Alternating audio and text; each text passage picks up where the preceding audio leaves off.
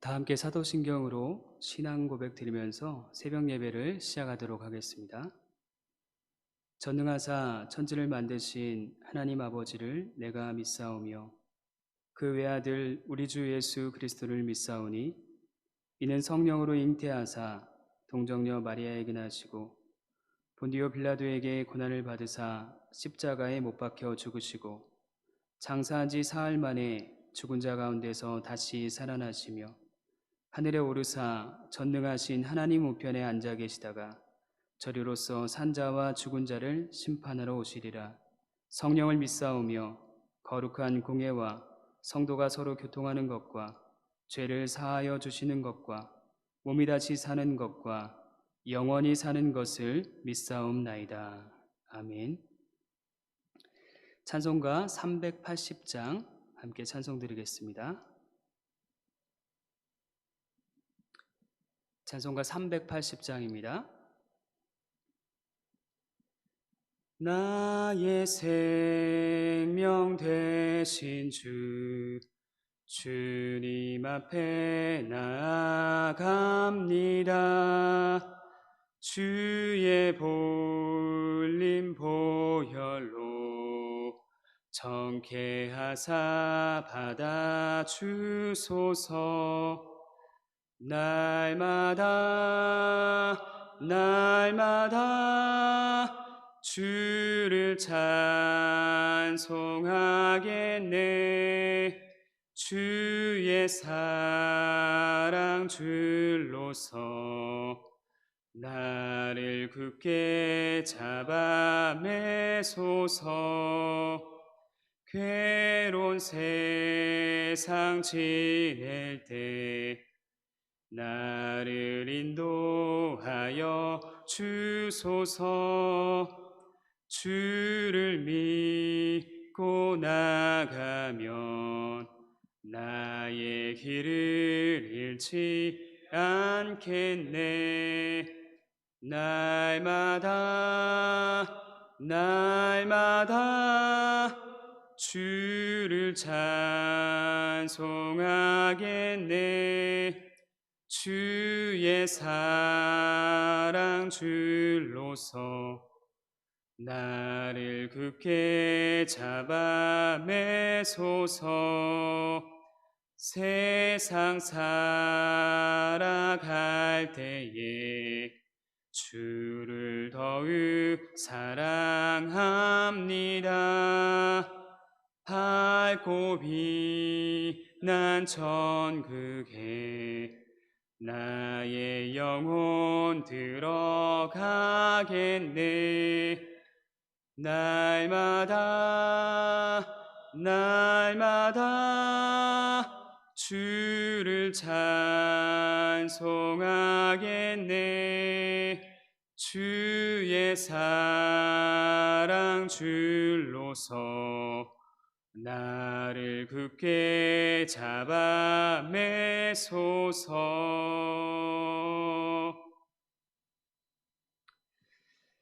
오늘 우리에게 주신 말씀 역대상 15장입니다. 구약성경 역대상 15장 1절부터 15절까지 말씀을 함께 봉독하도록 하겠습니다. 역대상 15장 1절부터 15절 말씀을 함께 봉독합니다.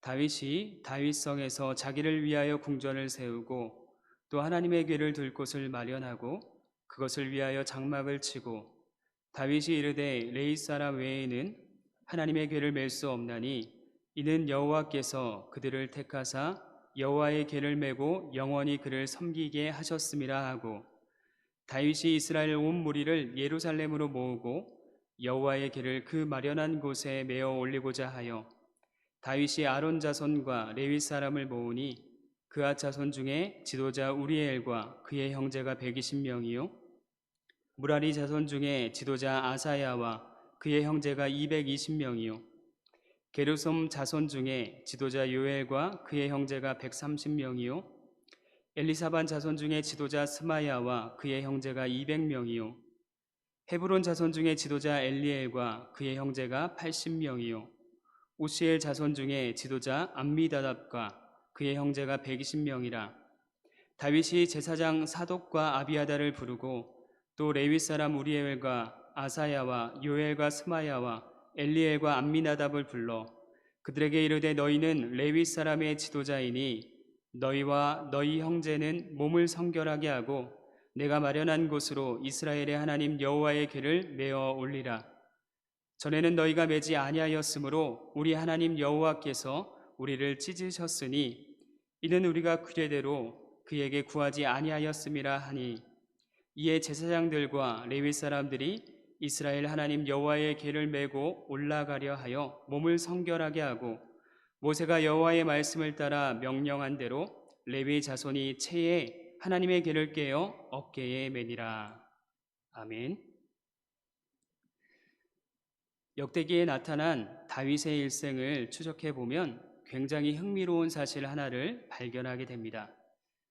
그것은 바로 다윗의 일생 전부가 온통 성전과 관련되어 나타난다라고 하는 사실입니다. 역대기는 이렇게 성전과 관련된 다윗의 일생을 세 토막으로 나누어 기록하고 있는데요. 그 첫 번째 단락이 오늘 본문 15장을 중심으로 앞뒤에 배치되어 있습니다. 그 내용을 요약해 보면 성전에서 가장 중요한 기물이라고 할 수 있는 언약궤를 예루살렘으로 가져오는 내용입니다. 그 두 번째 단락은 역대상 22장부터 27장까지의 내용입니다. 무려 6장이나 되는 많은 지변을 할애하면서 성전 건축을 위한 다윗의 준비 과정을 묘사해내고 있습니다.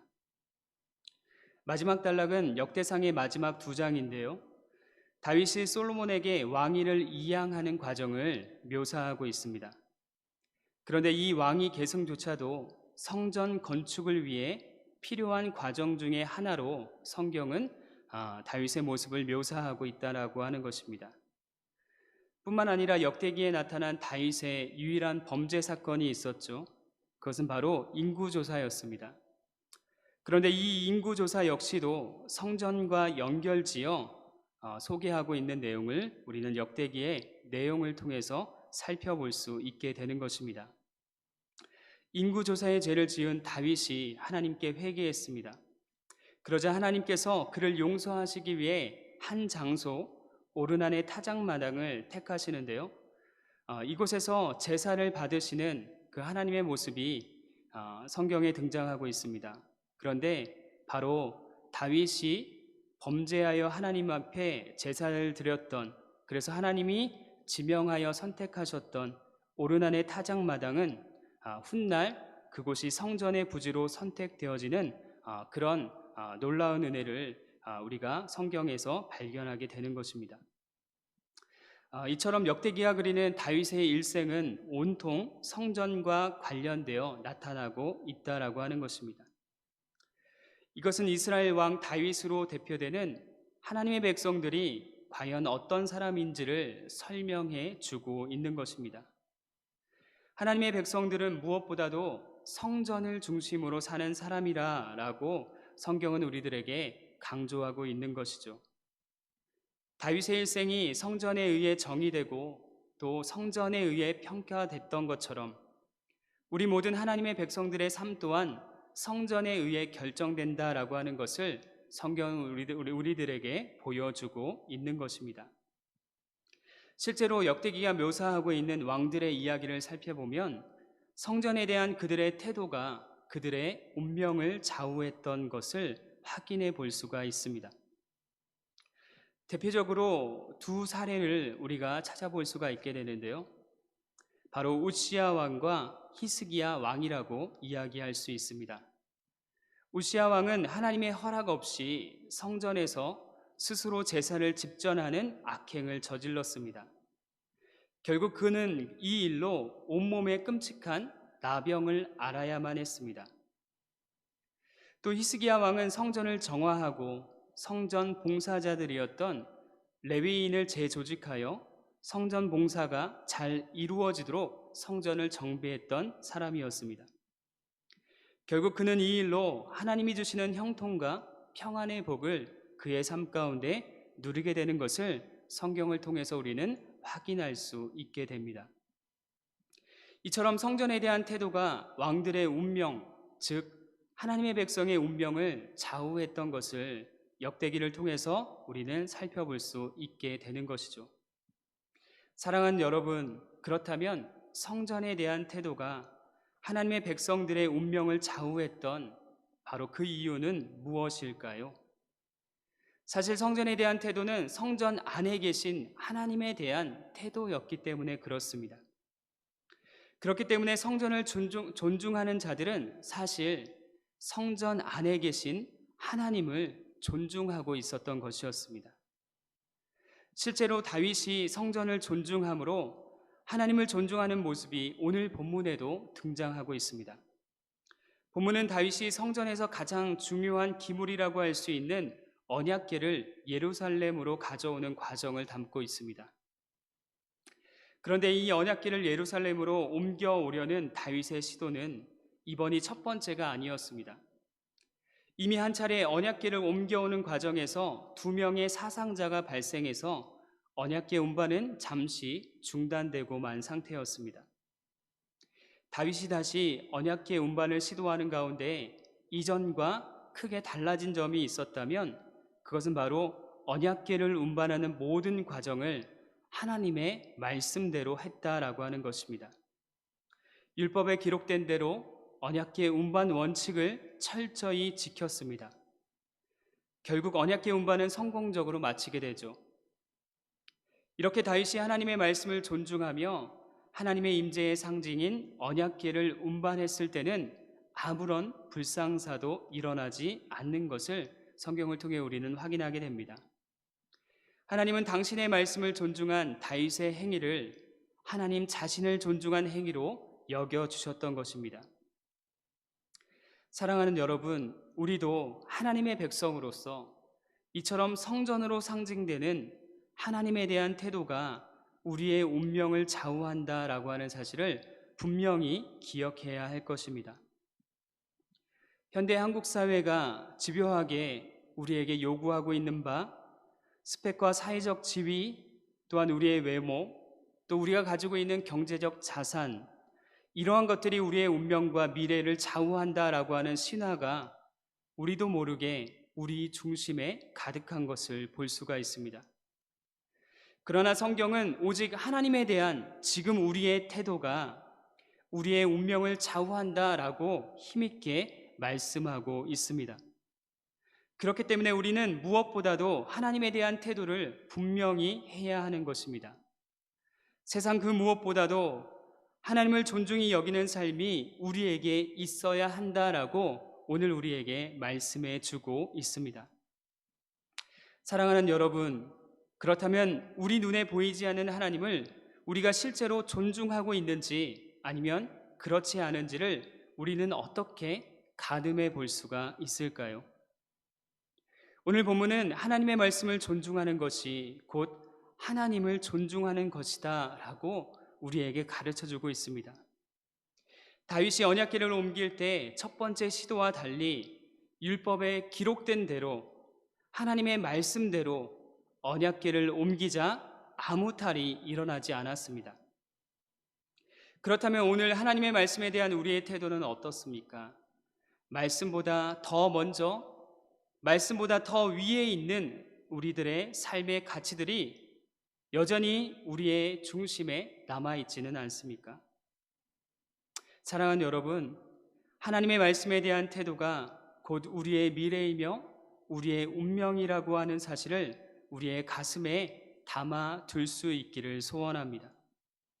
그래서 늘 그 말씀과 함께 우리의 삶을 시작하고 그 말씀과 함께 동행하며 그 말씀과 함께 자리에 눕는 그런 은혜가 저와 여러분들의 일상 가운데 가득하기를 간절히 소원합니다. 이 시간 말씀을 생각하며 함께 기도하는 시간을 갖도록 하겠습니다. 두 가지 기도 제목을 드리겠는데요. 첫 번째로 오늘 들은 말씀을 생각하며 나의 묵상 생활을 되돌아보며 기도할 수 있기를 원합니다. 하나님을 존중하는 만큼 하나님의 말씀 묵상하는 그 시간을 나는 얼마나 소중히 여기고 있습니까? 내 말과 내 생각으로는 하나님을 존중하고 있지만 말씀 생활이 없는 헛된 하나님 존중이 아니었는지 우리의 삶을 되돌아보며 기도했으면 좋겠습니다. 하루하루 하나님의 말씀을 읽고 말씀을 묵상하고 하나님의 말씀을 공부하는 삶을 살겠노라 라고 결단하는 기도로 하나님 앞에 나아갔으면 좋겠습니다. 또 한 가지 기도 부탁드릴 것은 홍성천 집사님 장례 중에 있는 가운데 있습니다. 슬픔 가운데 있는 유가족들 그리고 조문객들을 위해서 우리가 함께 기도하기 원합니다. 하나님, 남겨진 모든 가족들과 또 함께하는 모든 이들 가운데 하나님이 함께 하시는 그 위로가 그들의 삶을 가득 채워서 깊은 슬픔에 함몰되지 않고 또 하나님이 주시는 정말로 그 은혜로 다시 힘있게 삶을 살아갈 수 있는 그런 놀라운 은혜를, 놀라운 위로를 그 가족들에게 또 조문객들에게 하나님 함께 해주시고 인도해 달라고 기도하기 원하고요. 남은 장례 절차 그 모든 과정 가운데 하나님께서 선하게 인도하셔서 하나님의 은혜로 그 모든 것들이 잘 마칠 수 있도록 인도해 달라고 우리가 이 시간 함께 기도하기 원합니다. 나의 묵상 생활을 되돌아보시면서 또 장례 중에 있는 유가족들을 위해서 우리가 이 시간 다 함께 기도하실 때 우리가 함께 각자에 있는 자리에서 같이 기도하도록 하겠습니다. 기도합니다. 하나님 아버지, 오늘 하나님께서 우리에게 주신 이 은혜의 말씀을 우리가 붙잡고 함께 기도하며 나아갑니다. 우리의 삶의 중심에 늘 하나님을 우리의 중심으로 모시며 하나님에 대한 태도가 무엇보다도 중요함을 우리가 생각하고 또 기억할 수 있는 우리의 모든 삶이 될 수 있도록 하나님 인도하시고 은혜를 베풀어 주시옵소서. 오늘 다윗이 하나님의 말씀대로 언약궤를 옮겨오자 그것을 하나님이 기뻐하셨고 하나님을 존중하는 태도로 그것을 여겨주셨던 것처럼 오늘 우리의 모든 삶 가운데도 정말로 하나님의 말씀을 존중하는 우리의 삶이 일어나 그 모습을 통해 결국 하나님을 존중하는 우리의 삶이 하나님 앞에 아름답게 올려질 수 있도록 은혜를 베풀어 주시고 함께해 주시기를 간절히 소망합니다. 그래서 우리의 인생 중심이 하나님의 말씀과 함께 시작하고 하나님의 말씀과 함께 동행하며 하나님의 말씀과 함께 그 모든 일들이 마무리되어지는 놀라운 하나님의 말씀과 동행하는 그런 삶이 될 수 있도록 인도하시고 은혜를 베풀어 주옵소서.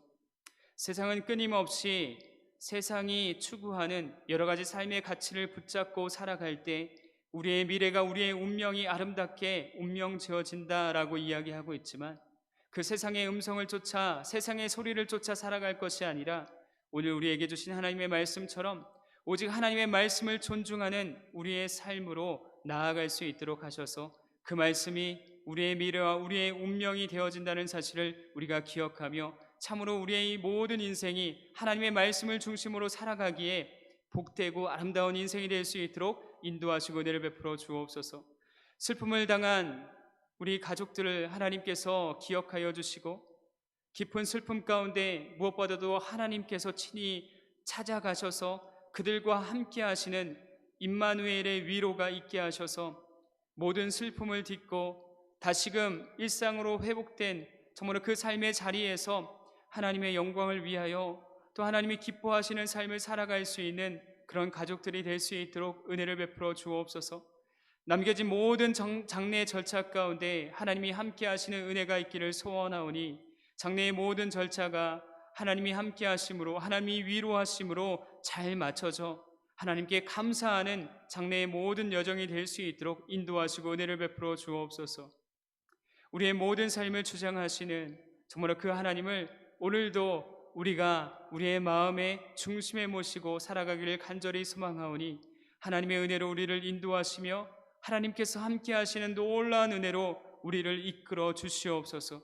오늘도 주의 말씀을 우리의 마음의 중심에 두고 그 말씀 가운데 우리가 살아가며 그 말씀 가운데 우리가 아버지 하나님의 인도함 받는 삶을 살아가기를 결단하오니 우리의 결단 가운데 주님이 보듬으시고 주님이 함께 하시는 정말 그런 놀라운 은혜가 있도록 주께서 인도하시고 은혜를 베풀어 주옵소서. 살아계신 하나님의 놀라운 아버지 은혜를 우리가 아버지 하나님을 다시 한번 간구하며 그런 아버지의 삶을 오늘도 힘있게 살아갈 수 있는 귀한 삶이 될 수 있도록 인도하시고 하나님 함께 주시옵소서.